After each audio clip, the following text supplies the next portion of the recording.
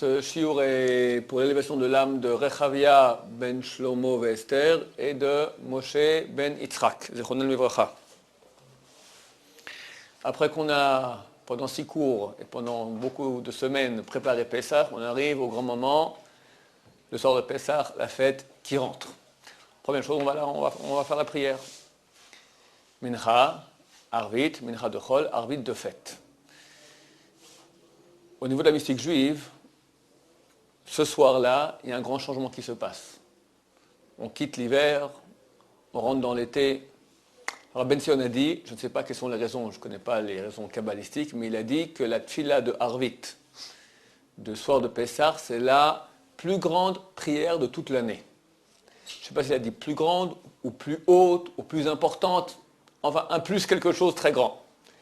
Donc, on l'a fait, elle est courte, on l'a fait avec beaucoup d'intention. C'est la plus grande prière qu'il y a toute l'année. Arvit de Pessah, c'est une chose archi inconnue. Maintenant, voilà, vous le savez.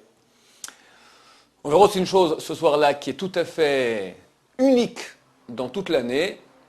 On dit le Hallel avec la bracha, avant et après, quand on le dit complètement, avant et après le Hallel, on le dit 18 fois durant l'année, le jour. Mais une seule fois la nuit, cette nuit, la nuit du soir du Seder, à la prière à la synagogue, on dit le Hallel avec bracha avant et après.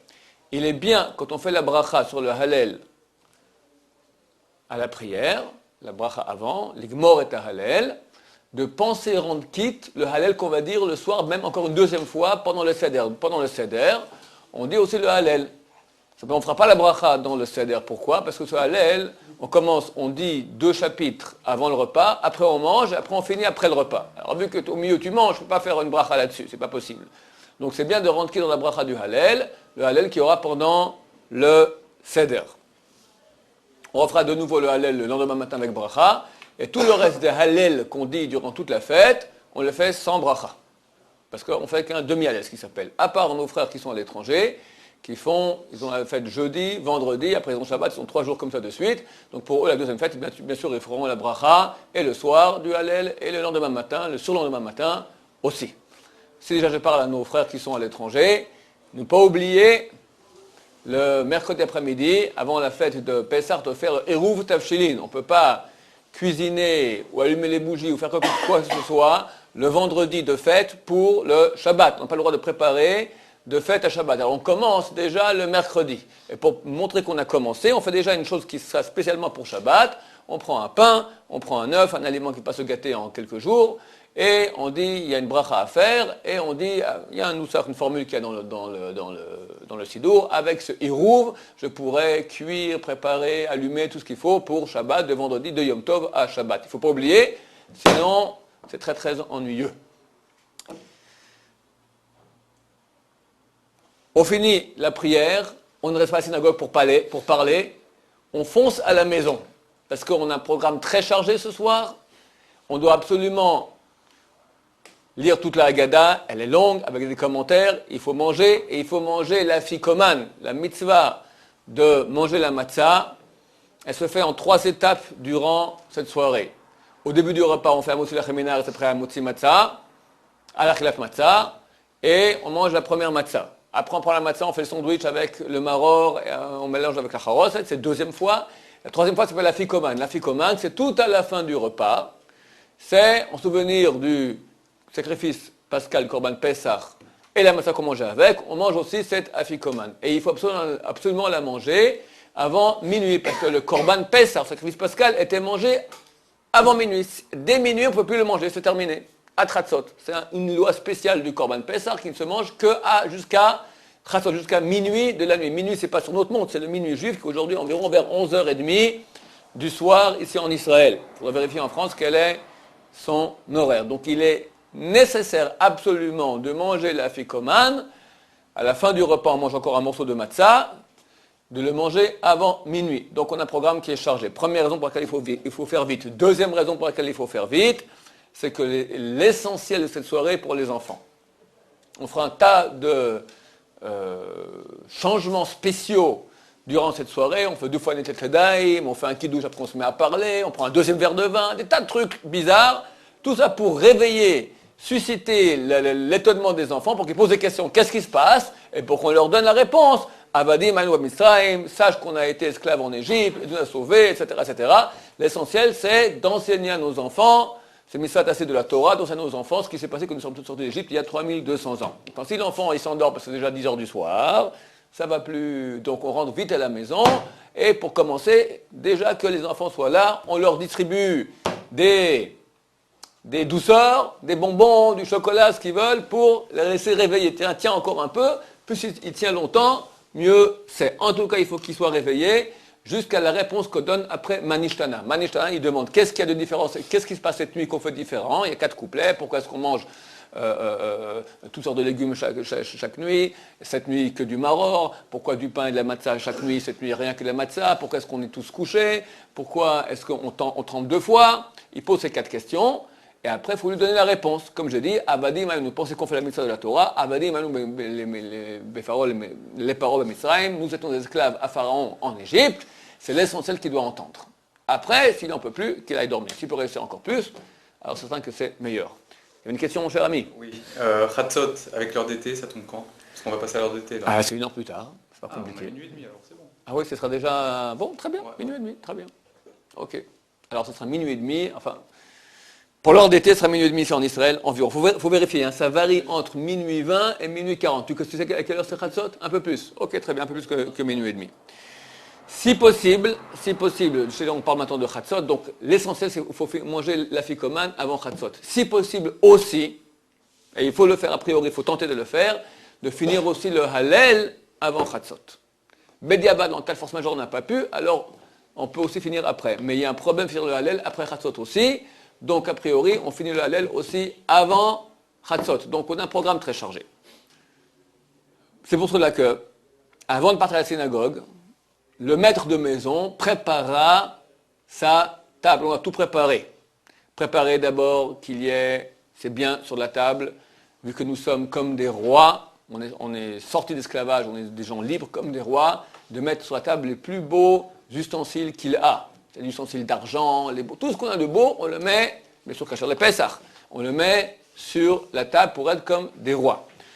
Deuxièmement, il faut préparer bien son siège. Pourquoi? Parce que, comme des rois, on ne mange pas assis sur des chaises, mais comme à l'ancienne, couché sur le côté.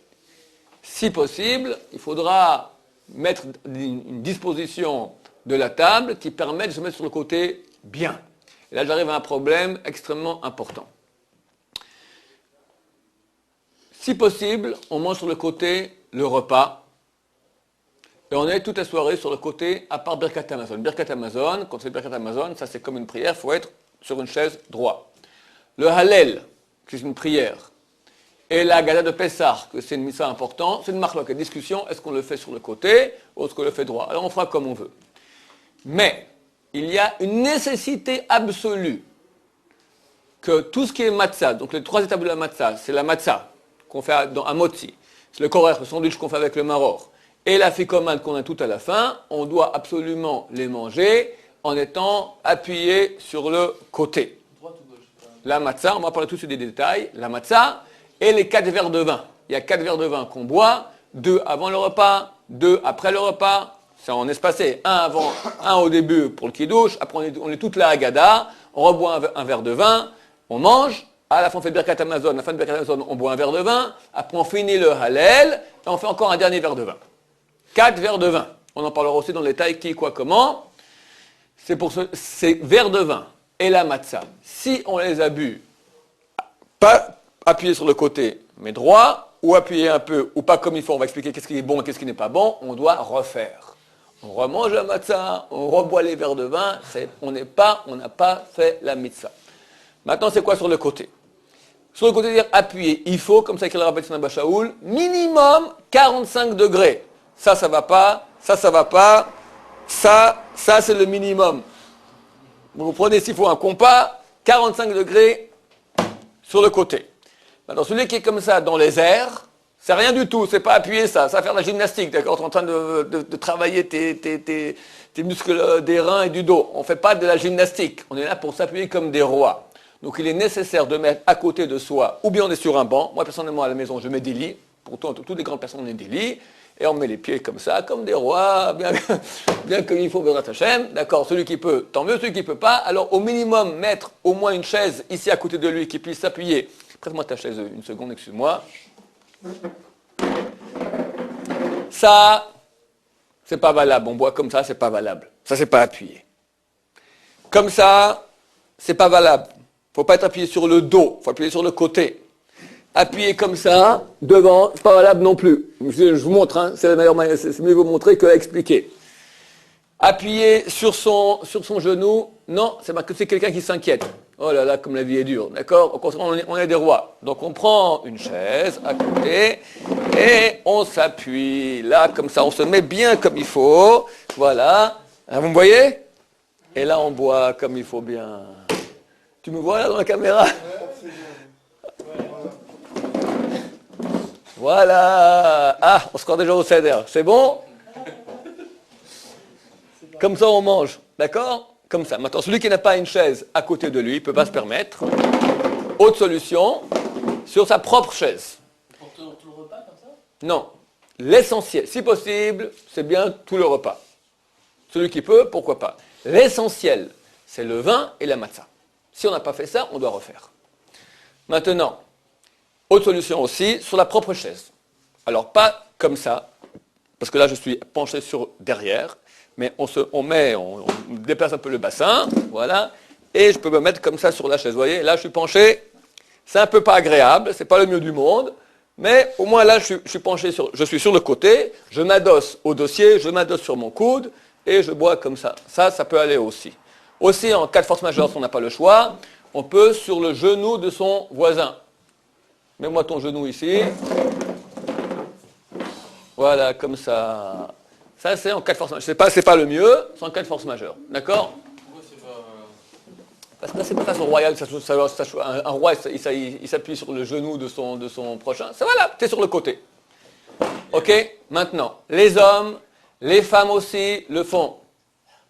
Les femmes, si elles ne peuvent pas, Comme les Ashkenazes? je parle maintenant de tout ce que j'ai, c'est pour Sfaradim.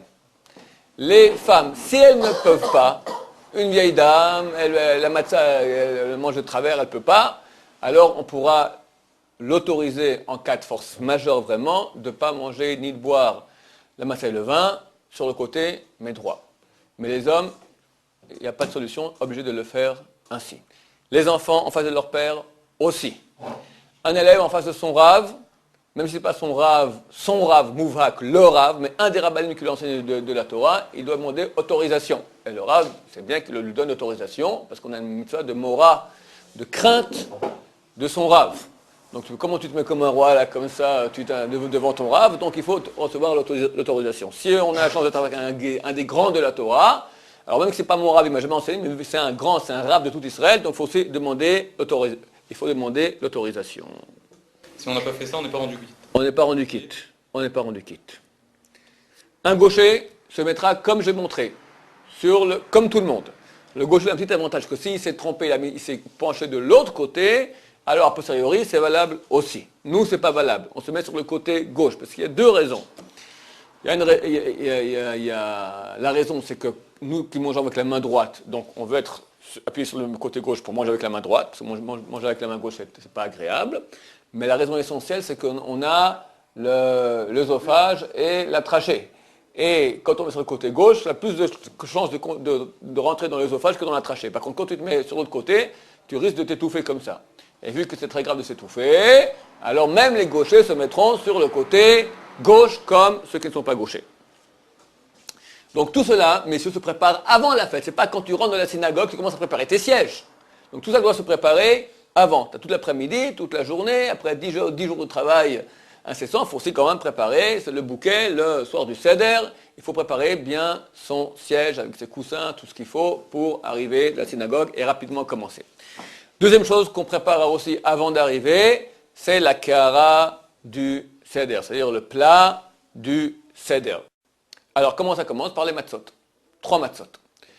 Il est absolument nécessaire, sans ça on n'est pas rendu quitte de la mitzvah, le soir même, de manger une matzah qui a été faite pour la mitzvah de matzah.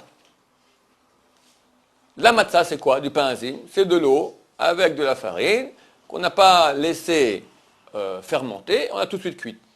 Si quelqu'un a fait ça, tout simplement, mais il n'a pas dit c'est pour je fais maintenant cela au nom de la matzah, de la mitzvah du soir du seder, elle n'est pas valable pour le soir même. C'est marqué dans la Torah, Ushmartem et matzot, vous garderez les matzot. Alors regardez les matzot, regardez les mitzvot, d'accord? On fait la matzah pour la mitzvah de matzah. Donc il est nécessaire. C'est pour cela qu'il y a un très gros problème. D'abord, avant le problème, dès quand il faut qu'on ait la pensée de faire cette matzah pour la matzah de mitzvah. Le minimum nécessaire, il faut au moins que ce soit du moment où on pétrit. Quand tu prends la farine et tu prends l'eau, avant de commencer à faire cela, tu dis maintenant je fais les shem, matzah, mitzvah. Et tout le reste qu'on fera, on fera aussi en disant cela. On pétrit, après on aplatit, on met dans le four, jusqu'à ce que la matzah soit terminée, on fait tout ça dans la même pensée. Il faut au minimum, depuis le moment de la pétrition, on va l'appeler comme ça, du pétrissage. Mais si possible, il est bien d'avoir des matzot où même la moisson a été faite les shem mitzvah. Et on peut trouver aujourd'hui de la farine. La farine qu'il y a sur le marché, elle est interdite, elle est chametz. Pourquoi? La farine, qu'est-ce que c'est? Moi, j'ai pris du blé et je l'ai broyé. Pourquoi c'est chametz? Parce qu'aujourd'hui, pour éviter qu'il y ait des vers dans la farine, alors avant de broyer, ils font un processus avec de l'eau. Ils font passer, ils lavent la farine, ils lavent les grains et après ils les broient. Quand tu laves des grains, ça devient chametz. Donc, on ne peut pas prendre de la farine qu'il y a comme ça dans le marché. Ça, de toute façon, on ne peut pas. Donc, on prendra, si possible, de la farine qui a été faite avec des gerbes de blé qu'on a coupées pour la mitzvah de matzah. Si on n'a pas ça, au moins depuis le pétrissage. Et il y en a aussi, alors là, on arrive à un deuxième problème, ce que je voulais dire, maintenant il y a un gros problème. Est-ce qu'une matzah qui a été faite par une machine, est-ce qu'on peut dire maintenant que c'était fait pour le shem mitzvah, au nom de la mitzvah de matzah?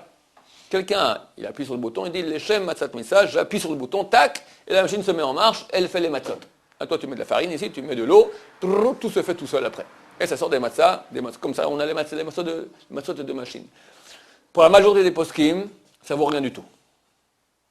Qu'en cas de force majeure, vraiment, qu'on n'a pas aucune autre matzah du tout, alors on pourra prendre une matzah qui est faite à la machine. Je parle maintenant pour la mitzvah de matzah du soir de Pessah. Tout le reste de la fête, il n'y a aucun problème.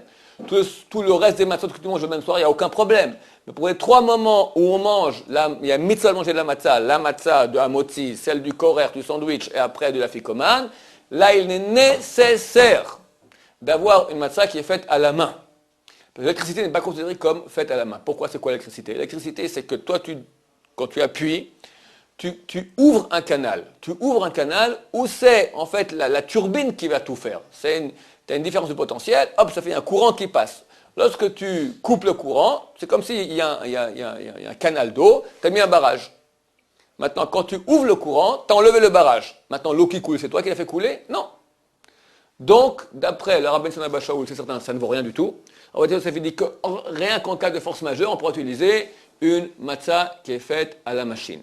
À moins que, et il y en a aujourd'hui sur le marché, il faudra se renseigner, il y a des machines aujourd'hui qui fonctionnent seulement si on appuie sans cesse. Dès que tu arrêtes, tu enlèves le doigt, ça s'arrête. Alors, tu as des employés qui restent comme ça à appuyer sans cesse. Non, qu'est-ce qu'ils font? Ils ont fait une chaise. Quand tu t'assieds, tink, ça se met en marche. Dès que tu te lèves, ça s'arrête. Alors, tu as l'employé maintenant, voilà, il dit, les matin mitzvah, bloum, il s'assied. Et... Non, du moment que tu as dit une fois, c'est bon. Du moment que tu as dit une fois, c'est bon. Pas sans cesse répéter. Du moment que tu as dit, je fais ça pour, et ça fonctionne, ça c'est valable. Autre solution aussi, si on a une machine qui fonctionne avec un courant continu, par exemple avec des batteries. Des batteries, c'est pas nous le courant qu'on a ici dans le secteur, c'est un courant alternatif. Ça c'est pas valable parce que ça change sans cesse, donc c'est pas ta force. Mais si c'est un courant continu, c'est ta force qui continue. Ok? Et quand on est très nombreux, comment on fait? On peut en prendre d'autres? Bon, on parlera lentement quand on est sur place. D'accord, je suis en train d'expliquer, en gros, le peu de temps qui me reste, je vois qu'on n'y arrivera pas, la kiara, donc le plat qu'on a préparé avant. Donc d'abord, on prend 3 matzot, qui sont des matzot faites à la main, si possible. Pas si possible, il faut que ce soit fait à la main. Attention, d'habitude, les chalotes qu'on achète ici, en tout cas en Israël, qui sont faites à la main, n'a pas été prélevé la chala. Donc nous devons prélever la chala. C'est pas compliqué, on prend un petit bout de la matzah avant la fête on ne peut plus le faire, et on dit qui nous a ordonné de faire le prélèvement de la chala. Et on prend ce bout-là et on dit hare zu chala, ou chalat truma. On dit c'est la chala. Et on la prend, on met dans un plastique 2 fois, on met à la poubelle ou on le brûle. D'accord? Sans ça, il y a un problème pour manger les matzot. Si quelqu'un l'a oublié, il appellera l'autorité rabbinique compétente dans le coin, il vous expliquera, il y a un petit truc qu'on peut faire. Il faut amener un enfant de plus de 12 ans, moins de 13 ans, toute une combine un peu compliquée dont je n'en parlerai pas maintenant en cas. Mais il y a un gros problème de manger un pain, une matzah duquel on n'a pas prélevé la chala. C'est pas cachère. Toutes les fêtes main, on n'a pas ça. D'habitude, ils te disent, d'habitude ils écrivent, ils te mettent sur le carton, lo frash chala. On n'a pas enlevé la chala. Ça vaut la peine de regarder sur la boîte que tu achètes, est-ce que c'est marqué oui ou non? Est-ce qu'on a fait le prélèvement de la chala, oui ou non? Et les 3 galettes, il y a la quantité suffisante pour faire Afrashat Chala? Chala, tu prends même 1 millimètre, ça suffit. Non, mais c'est pas sûr. Tu parles maintenant, si toi tu as reçu qu'une matzah, tu feras Afresh Chala sans la bracha. Tu comprends ce que je veux dire? Si tu n'as pas 1,666 kg de matzah, alors tu enlèves la chala sans faire la bracha. D'accord. C'est le cas, a priori, comme on a 3 galettes, on n'a pas le... Que 3 galettes. Ok, très bien. 3 galettes, c'est tout? Non, elle est pour faire... c'est là, shmoura. 1 kilo, ok, c'est bon. Sans bracha.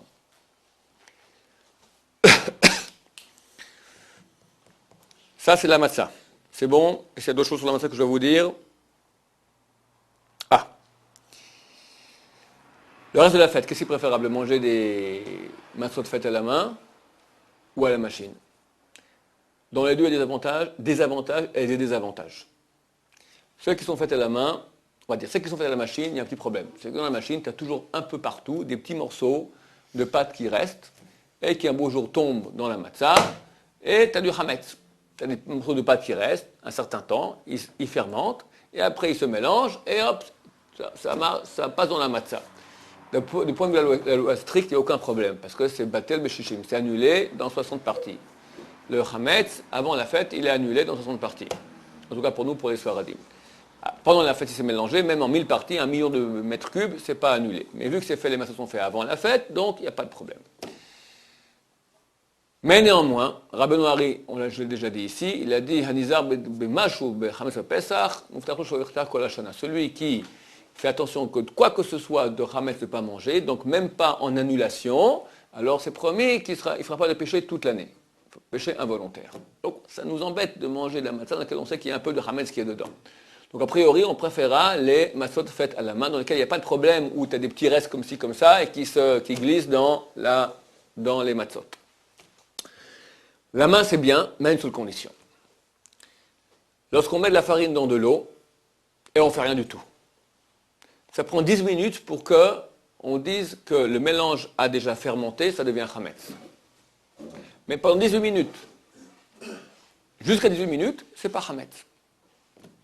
Tout ça, c'est si je mets l'eau dans la farine et je fais rien. Mais si je commence à pétrir la pâte, elle a travaillé, elle chauffe. Elle chauffe. Quand elle chauffe, dès que je la lâche, c'est marqué dans le Shulchan Aruch, miyad, immédiatement, elle fermente.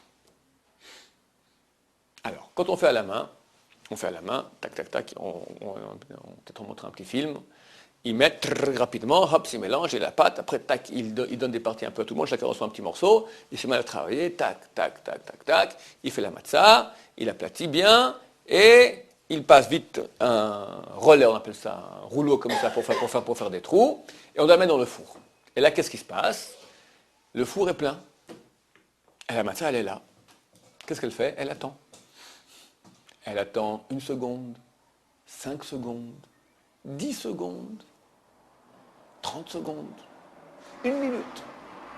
Après 1 minute, là, d'après les poskim actuels, ça fait que c'est déjà du hametz. Bédi Ava, dans cas de force majeure, on n'a rien d'autre, on peut autoriser cette matzah. On mange le Hametz des fois fait ça. C'est un problème. Mais une minute, c'est énorme. Moi, j'étais une fois regarder, j'ai vu 10 secondes attendues, je devenais fou.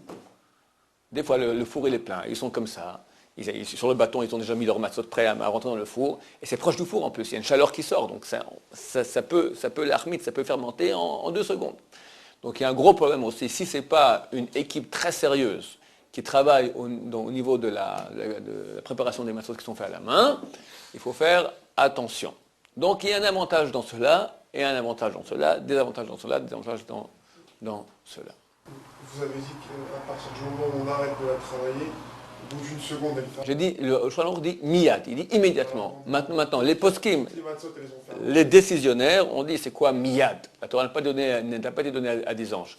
Ils comprennent que le miyad, le immédiatement que dit le Shulchan, c'est jusqu'à 1 minute. C'est-à-dire, en 2 mots, fais le moins possible. Parce qu'il ne peut pas la travailler jusqu'à. Voilà, c'est pas que tu la lâches tout de suite. Et quand ici, il y a un petit morceau que j'ai pas touché, 1 seconde. D'accord.